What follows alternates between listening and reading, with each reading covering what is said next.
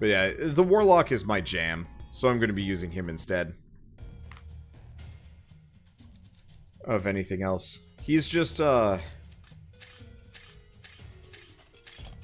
very satisfying character to use. The chain lightning is good. The self-sufficiency, like, the self-sufficiency of his abilities are really nice. Oh, they added a sound effect to those guys blowing themselves up. I don't think that was there before. Ow! What am I oh, I was probably getting shot. That'd do it. Oh, bat spawner. Oh, it doesn't bug me too much. Okay, that's good. We'll be better. Should work on getting better skills, though. Yep. Well, ultimately, I need to level up more to even, like, earn them. By the time that I get the,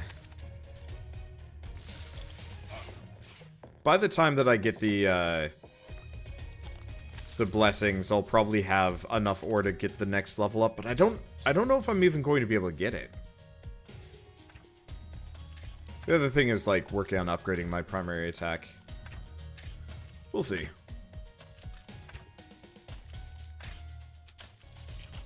Okay, so we just get a diamond. Well, at least I'll get a bunch of money off of this. On skills based on stars and ore only. Yeah. But you could buy ore, but to buy ore at a reasonable value, you have to spend more ore. It's an infinite cycle of spending and loot grind and stuff, which I actually don't mind too much. I like the meta progression of the town and stuff. I hope they add maybe more to it or something, just to give. I don't know. We'll see.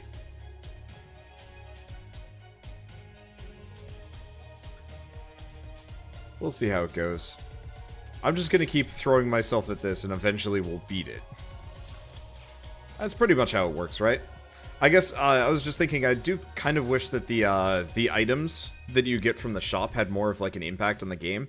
Like, yeah, okay, 5 armor is kind of nice, but it'd be really nice if you could get the occasional run that is, like, your skills cast... Like, you got triple shot on your skills, but the damage is reduced, or something ridiculous like that. Let's see, did you ever forget how lives worked in the multiplayer? Yes, I did. It's very strange. Effectively, the way lives work is, it's not that you have unlimited lives, it's just that every time you revive a character, their life becomes kind of entangled with your own. So if you then die,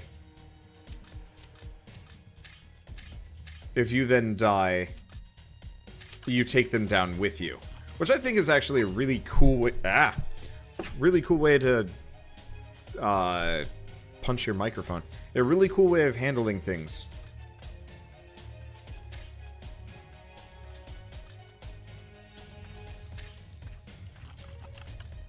What is this? Triggers a combo when using the potion. Oh, that's helpful. At least I think that's how it works. 4 people, 4 lives.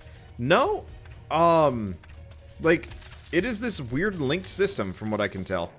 So if the character you revive dies again, does it kill both players? Yes, it does. I thought it would just be like a life value thing. Personally, I'm a bigger fan of games where it's just like, well, Deep Rock Galactic is a perfect example of how I prefer lives to be handled. You know, just make the game scary enough that, like, reviving your teammates is not always viable. You know, I gotta look for those secret wall cracks and stuff. I totally forgot about those. So in theory, you get almost 3 deaths. Yes. It's just very confusing.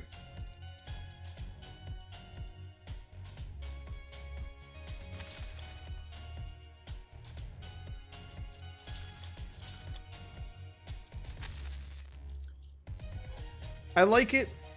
I think the main problem I have with the with that system really is it's not obvious. Oh, one person can die as much as they want as long as the person that revived them doesn't die. Really? That's strange. Okay, so it's not that the lives are linked. It's that if, say, Bird kept dying and I kept reviving him, as long as I didn't die, Bird would be fine. But if I died, Bird goes down with me and the whole chain cycles. Okay, that actually makes perfect sense, but it's also super mean. That tax is getting worse. I mean, at least ore is not being taxed. I wonder if it gets cranked up like crazy because my total gold has gotten past a certain point. Yeah, I knew there was going to be something over here.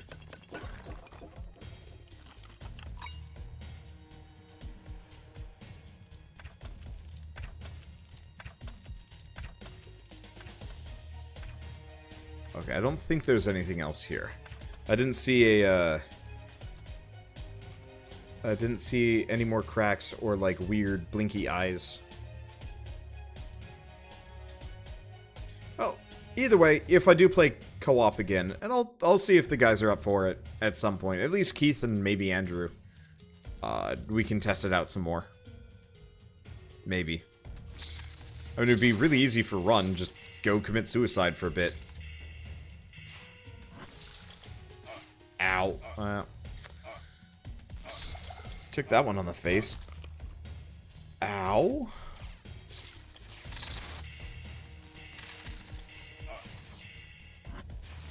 I'm not dodging. I'm shooting for gaps that don't exist. It's not doing me a whole lot of favors. Oh, that's okay. Except for I'm also getting stuck on... I'm getting stuck on sections that I shouldn't get stuck on. Oh, it's okay. I got apples. It's the first level. I'll be fine. Now, if I'm not mistaken, it does feel like, to some degree, if you're back on the initial levels, you barely gain any EXP. I think that's how it works. That's how it feels, anyway. Oh. Okay. So, it also tells you now. That's good. So, they are very actively patching this. There's a couple of, like, pre-release games that I have where the developers are very clearly working on it, but nobody's patching it. For, like, those of us that have the pre-release copies, and it's like, no. And then there's some games that are just super embargoed and I can't cover them. Or, well, I can, but, I can cover them, but I can't put the videos up without losing my channel. Yay. I'm totally fine with embargoes, they make perfect sense. It just kind of sucks, because it's like, I just want to start pumping out videos, like, now. I think I've got a key for surviving Mars, and I'm really excited for that, because it looks like it's going to be kind of cool. But I know. It's embargoed, I think, till like the 3rd or the 5th, or maybe even the 6th. It's at some point. Did I hear a rant about Persona? Nah, I've said my piece on that.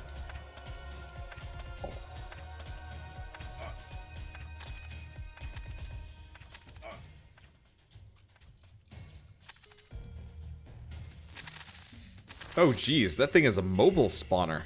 I didn't even realize that it would spawn... I think I actually have realized... Okay, I can't hear out of my left ear. That's weird. Happens occasionally where it's just like... Whee!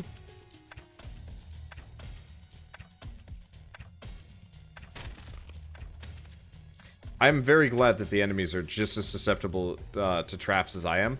What was the game that didn't? I think the enemies couldn't be harmed via traps in Rampage Nights. And that always annoyed me, just a little bit. It didn't feel fair. Anyone excited for Into the Breach? Looks really fun. Yes! I requested a key for it. I have no idea if I'm going to get one, though. I hope so. Otherwise, I'll just cover it on launch. Because Into the Breach looks amazing. They did a wonderful job with FTL, and I was like... The idea of something a little bit less roguelike-y from them would actually be kind of cool. Because sometimes it felt like FTL was meant to be like much longer than it ended up being.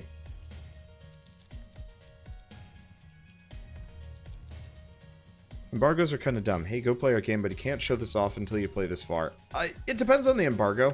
So I totally understand embargoes sometimes. It just depends on the embargo. The Persona 5 embargo, I think, is complete rubbish and really stupid. And, like, really bad for the industry, kind of. Sorry. Still can't hear out of my left ear. And it is... my tinnitus is losing its mind. Okay, there it goes. Don't have that happen often, where my, like, hearing just goes away for a little bit. Oh, are you serious? Well, actually, this is easier. I'll just come back later. Let's go stab things while we wait. Because I can just get some energy. Let me see. I should probably check for secrets, too, while we're here. But yeah, the Persona 5, like, embargo was dumb. And should never have ever been handled that way. That was a bad idea. And I don't know why they did it. But most embargoes are actually fairly minor. Like, I bring up Surviving Mars. It's a... like, ow. Oh, I was too slow for that one. I mean, it's a just basic, like, survival... not survival sandbox. A colony management game. And the embargo's wording is effectively like, just don't put out anything until the 6th. Also, you can't do a review until, like, the game actually comes out and stuff. If I have my tinnitus checked out... nope. I don't really look into much. I really should. I'm just very busy. Stepping away to go to the doctor's represents, like, a serious time crunch for me that I can't generally afford, which sucks. But yeah, for me, I think our embargoes are fine as long as they're reasonable. The embargoes I hate are obviously, like, the Persona one. That's never any good. Just because that's, like, super anti YouTube. And, like, why even bother? The YouTubers are generally your biggest fans sometimes. And, you know, clearly aren't harming your product. Oh! Oh! Thank God! They put an ore elevator right before the boss! Holy shit, that's great!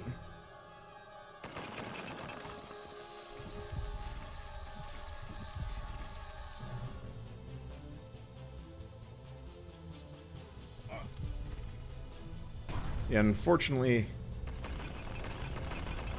I think there's less of those. Unfortunately, we more or less have to fight this guy the long con way. Luckily, I've got a bunch of bats that I can just kill. I do have a bunch of potions that I can save up. Unfortunately, we'll figure it out. But yeah, the best way to do an embargo, in my general opinion, is just to be like, okay, you can't release your videos until, like, 2, maybe 3 days before the game comes out. And that's it. That's all you need to have, like, a good embargo. Anything beyond that, anything more complicated is usually just going to frustrate the members of the media that are trying to cover the game. I feel like this boss has gotten a lot less crappy.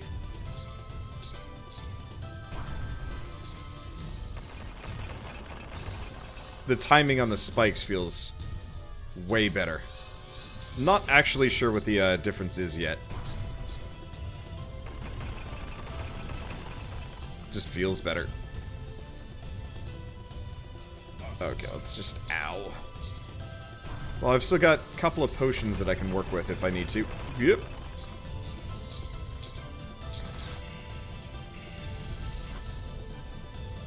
Just gonna stay away. Unfortunately, the AoE on his ground spike is a little bit rough.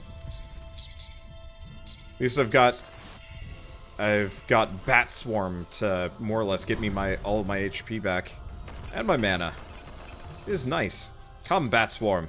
You are no more threatening when you were fast than you were when you were slow. You all explode for me. Well, I could probably just guts him at this point. Okay, so we get the Blood Dagger. Ah! Why? Gain 5 health when hitting with my primary attack. That is... it's kind of helpful and stuff like that. He only sends out 1 spike at a time now. That's because I'm fighting him solo. When you fight that boss solo, he has slightly less threatening attacks, which is a really good way of handling it. Honestly, he should send out 1 spike per player. Just because, I don't know. Maybe that would actually make it, like, ridiculously difficult. I don't entirely know.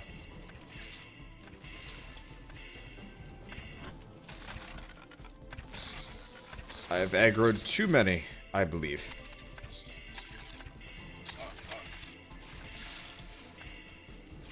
Well, we're fine. Okay, yeah, we are definitely fine. So I wonder if you played They Are Billions. I have. I enjoyed the game. I just wanted to give it some more development time, because it crashed on me a bunch of times, and I got kind of sick of that. I would be amenable to playing it again, if I can find the time for it. Because it was fun as hell.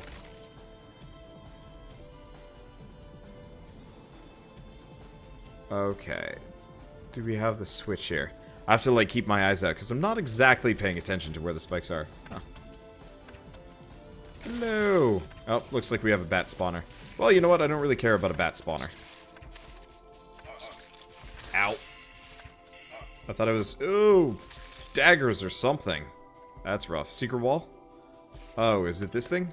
Oh, so it is. Wait, there are 2 secret walls then. I'll just use this. I have no idea what this thing's supposed to be.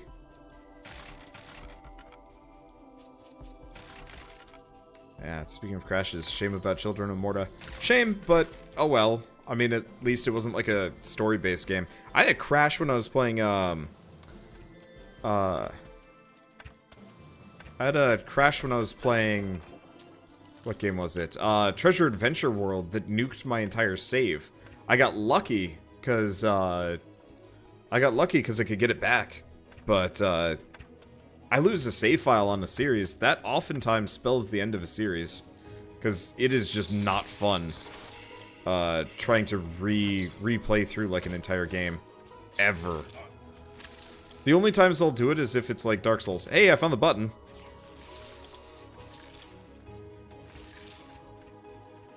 Because, like, the Dark Souls games are really fun to replay.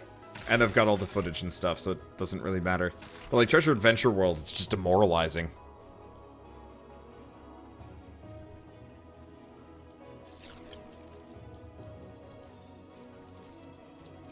Because I am, I mean, I put out so many videos a day that it's like, hey, you lost your save file. Start over. And it's like, I will pass.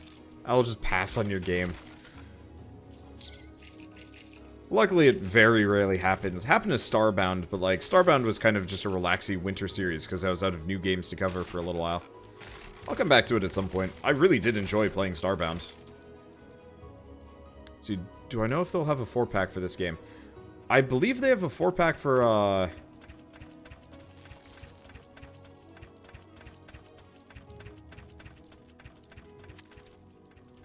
I believe they have a 4-pack for the previous game.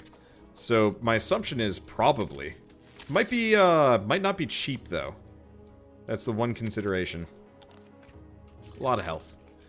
That's good. Let's deal with the other direction first, I think. Oh, right. We got the switch, so I can go the other way. Let's see. Surprising how fun Dark Souls is to replay. You didn't think it would have that longevity. Oh, this is a silver chest. Darn. Oh, well. Not a big deal. Oh! Ah!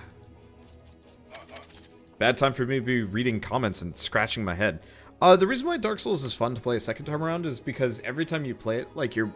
So, Dark Souls has such a high skill cap that, like, replaying it is really enjoyable. Because, like, you feel more powerful, you feel smarter, you feel better at it. You know, I can replay this game probably as much as I want, and I will improve, but I don't think I'll ever, like, really be that motivated to come back to it. Because it's not a, its skill cap is kind of low. I'm sure it's still, like, a very high skill cap and stuff like that, compared to some. I'm just gonna dump it. Wait, yeah, because the stairs are on the other side, and I don't want to take too much more damage. But so it's really fun to replay Dark Souls with, like, weapons that you really liked, or try something new that you never tried before. I think the one failing with Dark Souls is they make it too hard to get, like, upgrade components. I feel like once you've killed the last boss, you should just be able to,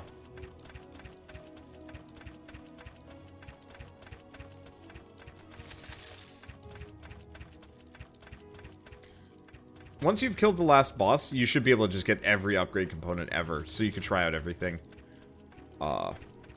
Because, like, I really want to try a bunch of different weapons in Dark Souls. And I can't, because they make it really freaking difficult to get, like, all the goodies. And I hate it. It's not, like, it's not so bad, but it's annoying. Because I don't want to have to replay a game just so I could get, like, some of the upgrade stuff.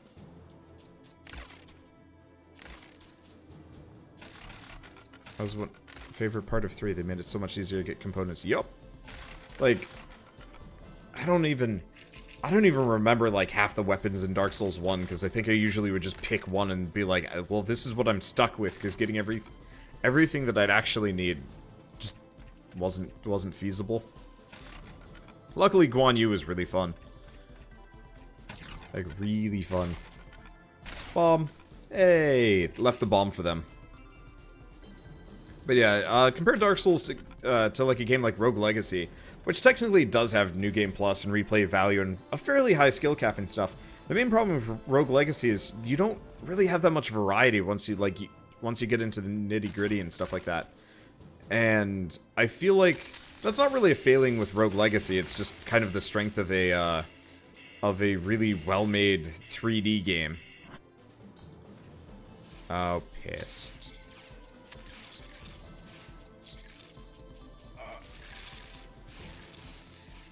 Okay, well, I'm in trouble.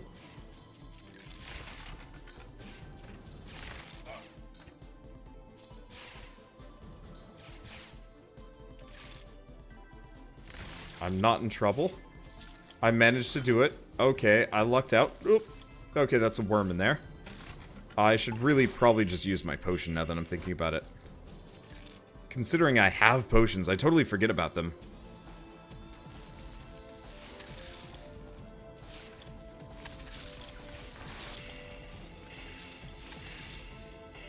Okay, doing so far so good. And I can just sit here murdering. Because enemies don't do well with cornering. I've noticed in this game.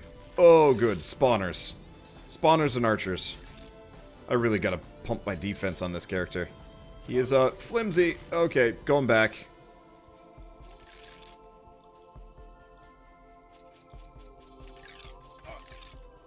Dang it. Okay, let's grab an orange or two. Let's just grab one. I think that'll be enough. Oh, good. Every skeleton that comes out of here is going to be, bloodlusted. My favorite.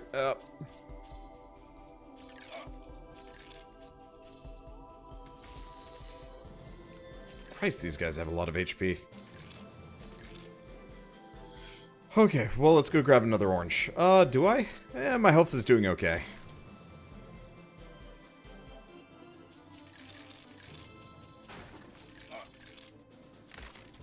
Nope.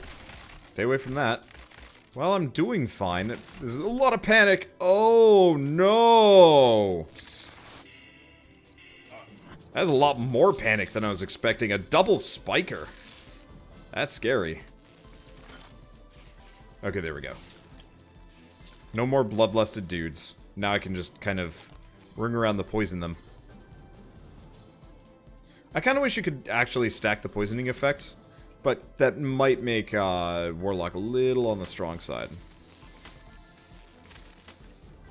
Okay, so effectively I'm just going to be hit and running them with whatever mana I can cobble up.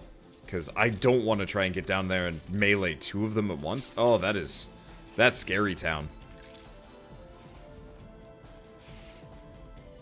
Oh. My poison does not do quite enough damage to kill this guy.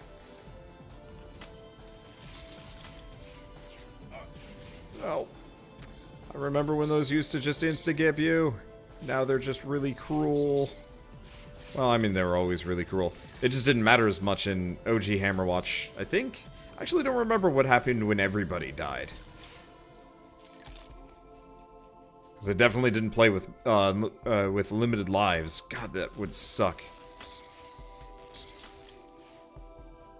I know some people that did. Crazy bastards. I am an unlimited lives kind of guy or a one life kind of guy. I do not like the in-betweens. I guess I didn't grow up in the arcade years. I kind of did. I think part of my problem is, I didn't grow up in the arcade years, and I found emulators before I found most arcade games. So, like, oh, good, there's a spawner in there, too. So when I finally found, what was it? When I finally found the Metal Slug games, I'd already played them for free. Oh.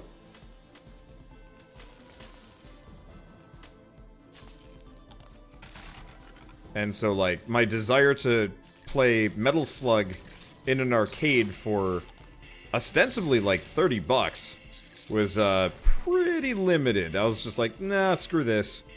And so whenever I played, like, a game with limited lives after that point, I was just like, this is dumb. I'm just gonna go back to Space Station Silicon Valley. There's no penalty for failure in that game. I mean, there's penalty for failure. You have to start the mission over, but, like, whatever. That's not so bad. Starting over isn't nearly as bad as, like, starting the whole game over because, well, oh, game over. I am so glad nobody does that anymore. There's a couple of games like that, but that's about it. So you wonder, how did you approach Tales of Maj'Eyal? I actually haven't played a whole lot of Tales of Maj'Eyal. Somebody bought it for me. And then I pretty much never touched it again after the first session because that game is just too ugly. Which sucks because, like, it's a fantastic game. Like, I will be the first to espouse the merits of...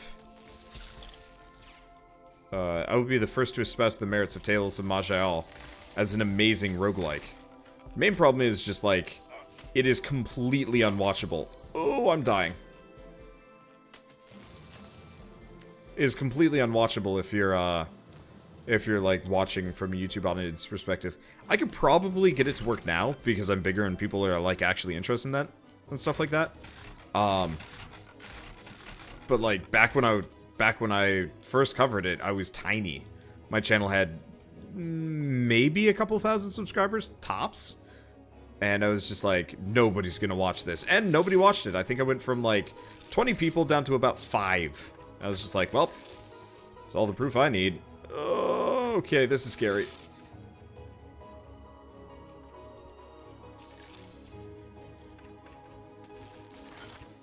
Okay, good. They're not bloodlusted anymore. They're just freaking very aggressive. Okay, I'm gonna have to play Ring Around the Archer here. There we go. That's almost all of them. Didn't even have to worry about this. There we go. Oh, okay, it didn't kill him. Okay.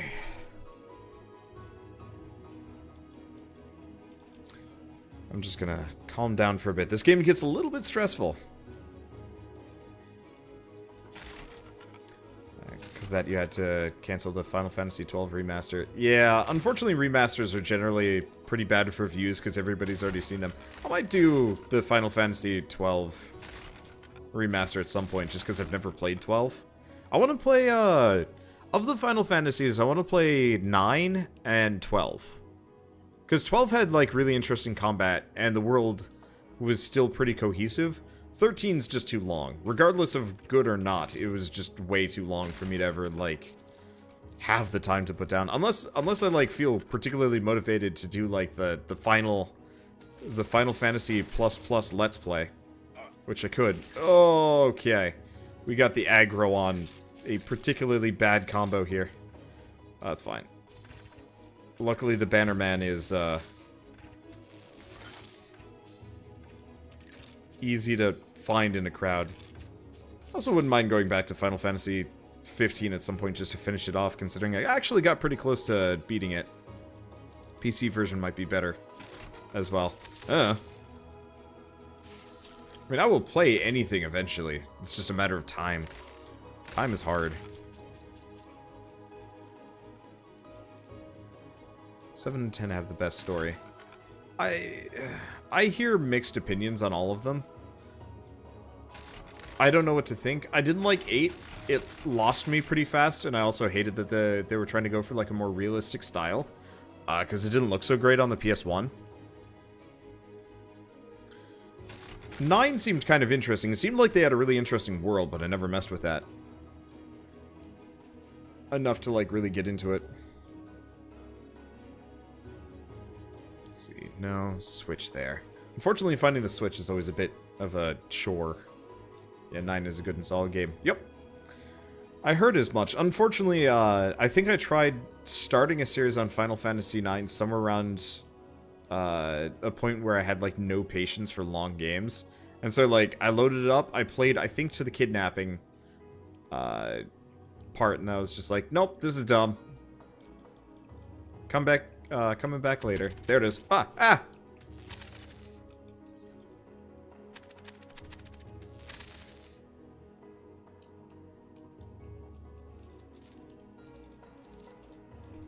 Let's see.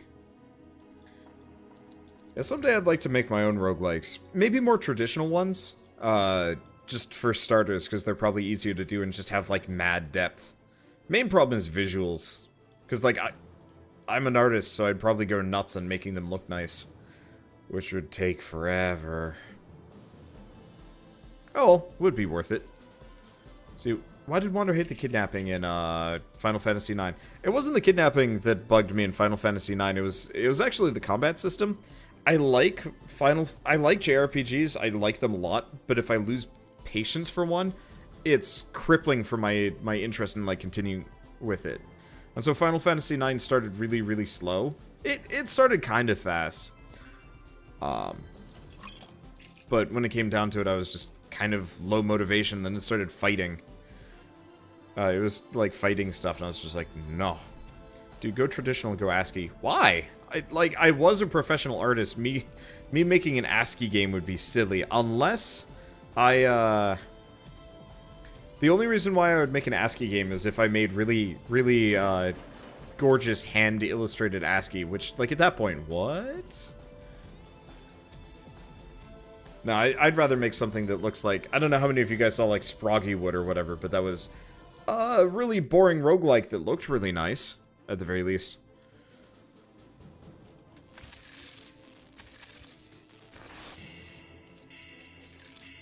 Okay, this is kind of rough. Luckily, this is why I play Warlock. It's just like, oh yeah, group of enemies. Destroy them.